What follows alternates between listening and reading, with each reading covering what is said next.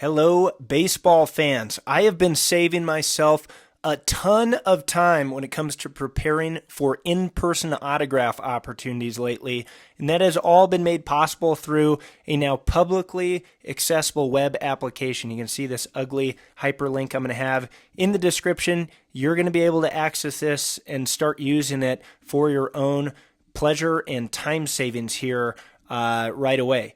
But before we dive into the mechanics of this, I first want to start with a trip with how I've been doing things to date. And you may imagine, let's paint this picture for you, but I live in the Denver area. I go to a bunch of Rockies games, and I will try to get autographs from the visiting team in many cases. This weekend, starting on Friday, the Braves are going to be in town, and I don't follow the Braves as closely as I do like the Rockies. And so I'll want to know twofold. There are two questions to answer here. First, who the heck is on the team? Who is actively on the Major League roster and may be there for the weekend series, Friday, Saturday, Sunday? And then secondly, what cards are out there for said players? And this is pretty straightforward. The way I've been doing things before the web application is just monotonous and time-consuming and annoying. So I had to do something about it, but just to walk you through how I've done things historically, I'll start with the 40-man roster. I'll start at the top of the list, and then we'll go to a checklist. We'll start with a priority checklist like 2021 Topps Heritage, one of my favorite sets. One of those sets where I have the complete set and I'm working on getting as many signed as possible. And then from there on, I will just hammer the Control F button, and oh, bummer, pun intended, he is not in the checklist. We'll go down the list. Carlos Carrasco, not on the list. Let's try our buddy Dylan Dodd. Let's see if he is on the list. Nope. And so you can imagine, this is a little bit fruitless, but, well, just to provide an example of someone who I know off the top of the head is in this set, Joe Jimenez. He is card 491, which is a short print. And imagine going down this list and then using a piece of paper, or maybe you'd start a notepad kind of note that you could type on your computer, and you might put something like, a pick list where you're trying to pick cards from the set. You'd put 491 Jimenez. Maybe you'll note that it's a short print or something like that.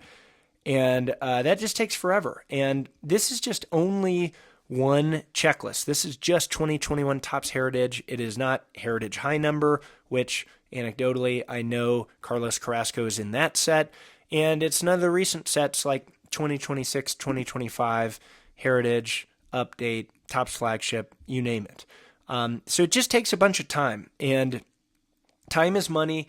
This is not stuff you want to be doing, because when you're trying for in-person autographs, especially at the major league level, you might be lucky to go home with just a couple. And so if you spend 2 hours picking out cards of these guys just to get a couple signed, it's just, man, really demoralizing, to put it lightly. So we want to save as much time as possible on boring activities like this, and we want to spend it more on things we enjoy, like going to the games, watching batting practice, interacting with players. And you might imagine the coaches are of interest as well, because you might recognize some of these names of guys who've been around for a while. Walt Weiss, Watkins, been a coach for a long time. Hefner, I think, pitched back 20 years ago. Dustin Garneau, caught for a little bit. So those are all of interest. So the solution now, and before I jump there, I'll interject here. You might just say, well, why don't I go use an AI tool and say, hey, AI, tell me the Braves' active roster and what cards are out there for these guys. Well, I certainly recommend you do that. And it probably will be more time valuable, more value added as far as your time goes than doing it this way. But it's really going to miss out on accuracy and detail and nuance that requires a more formulaic, data-driven approach. But by all means, go ahead, try that out. I have tried that myself, and it is a helpful way of doing things. But even that takes time to write the prompts and have it tweak things, but certainly something to keep in mind. This website is really slick. It's saved me a ton of time. Let's just jump into it. I have it default to the Rockies as a hometown bias, but we're just going to pull up the Braves here, and boom, you can see which checklist I have mapped to the site. These are things that I'm adding regularly. So if you watch this video in the future from when this is published on April 28th, 2026, there's going to be more options for you here, more checklists to pull from. But I can go down the list, and similarly to this 40-man roster, I, of course, have this application sorted by first name rather than position and last name, which is what the 40-man says. But we can go down the list. We can get the name. We can get the status. This guy's on the 60-day injured list. And then as a huge, huge benefit, I can see of those sets I have included above which cards are in these sets for this guy. So Aaron Bummer, even though we couldn't find him in 2021, Topps Heritage. Look at this. He's in a few other sets that I happen to own, and I can go and pick those cards out. Very, very cool. The most helpful view, I guess, first thing you can imagine, just scrolling down here, we get through the whole 40-man roster. We get their status. And then at the bottom, I've shared this with some of my buddies, but you can actually export these results to a CSV file and then open it up in Excel or in Google Sheets if you want to slice and dice stuff in your own fashion. So you can even add multiple teams up here. It's a multi-select option there. Most helpful for me, since I have my cards sorted by set. And selfishly here, you can see I kind of jump. I have like 06, 09 updates and highlights, and then kind of a gap till 2020. Well, that's just because I've decided to integrate some of these older sets that I own. I have the 2006 Topps set. I have the 2009 Topps set. No disrespect to 07 or 08. I just don't have those right now. So I went ahead and added these checklists first in my own personal interest. But like I said, we'll be adding more as time goes on. But I can go through this roster, and then because I have my cards sorted in sets, let's start with 2020 Topps Update. I can go and just pull card 12, 145, 216, 218, and I can see that that's a dual card, which is helpful information because maybe I don't want a dual card. Maybe I just want to pick a Matt Olson card that's him by himself. And I can pick these, and it's really, really quick. So fun way to do it. Same thing. Just moving down here as more examples here. You can even see like some of these triple cards or probably a double card. This is just a data thing I can fix. And on that note, like this is Jazz Chisholm and Ronald Acuna Jr. just once, but I can fix all of the minor non-critical details. Like this really, it's not accurate in the sense that no, Jazz Chisholm doesn't appear twice, but who cares? I can go in and fix that really quickly and everything will update.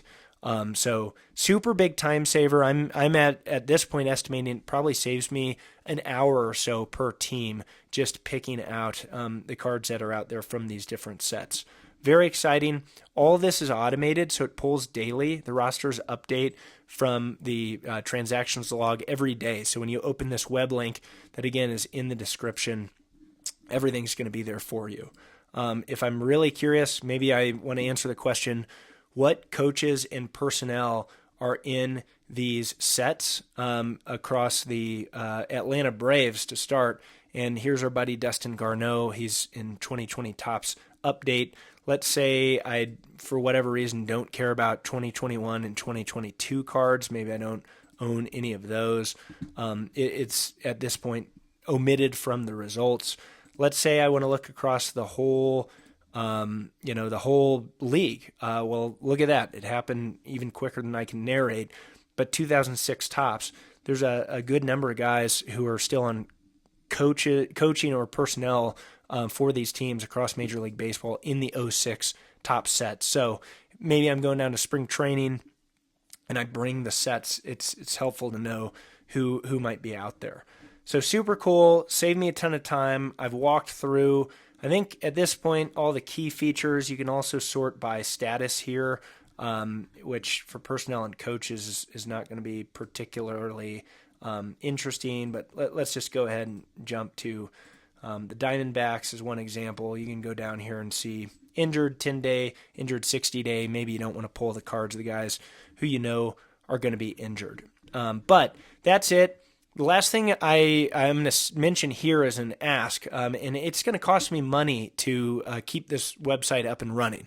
So I really want to hear your feedback. I want to know, is something like this helpful, or are there new features that you want to see? Because if I am just shouting into the void here on YouTube and no one is using this and I'm spending my own money, yeah, I am using it for myself, so it's very helpful.